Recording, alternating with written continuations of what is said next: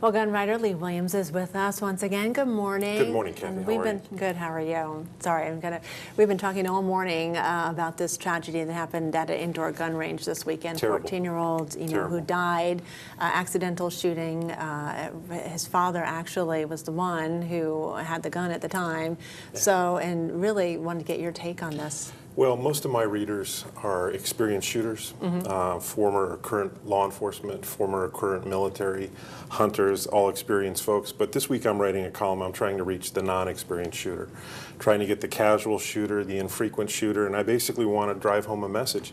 If you're at the range and you have a problem or you have a question, ask for help. I don't know of anybody, none of my friends, who would go to the range who would refuse help to somebody who would. And by that same token, for the experienced shooters, if you're at a range and you see an unsafe act, say something.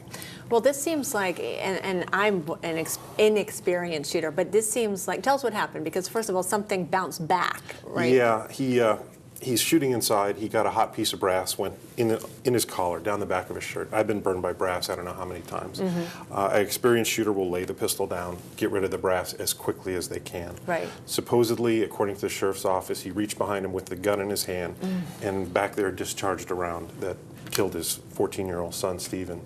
Horrible, horrible tragedy. And CNN just did an interview with the father where he says his gun didn't kill his son, I did, is what he said. Just terrible. So we want to drive home the point. Not everybody goes to the range 2, 3, 4 times a week. Yeah. Guns are different. Everyone is different. They operate differently. They can be confusing. They can be complex. If you're at a range and you're an inexperienced shooter, put the gun down, raise your hand, ask for the help from a range safety officer, a trainer, or another shooter. But how often does that happen? And do you have time to really think about that when something is hot like that? Something hot like that is spur of the moment. So, I mean, when you go in and you actually are going in for the first, do you ever explain that this could happen? Do you know that this is a possibility that this is going to happen? Yeah, a lot of instructors will talk about brass coming back. I've had them stuck up between my glasses and my face, now, I which never is knew that not could fun. happen. Yeah.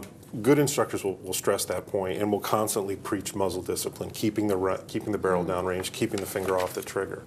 It's unfortunate, but we want to reach the people and just say, hey, if you got a problem, ask for help. Yeah, and it's interesting, I don't go to gun ranges, indoor ranges, but I know that I did a story yesterday where I actually quoted something from the Herald Tribune saying this is a very safe gun range, one of the safest. Yeah. And it was actually your article. I wrote it in 2013. Yeah, and so it's interesting to me that, even with the steel walls between the shooters and the wood and the non-ricochet paneling, you can't build something that will always stop a human error.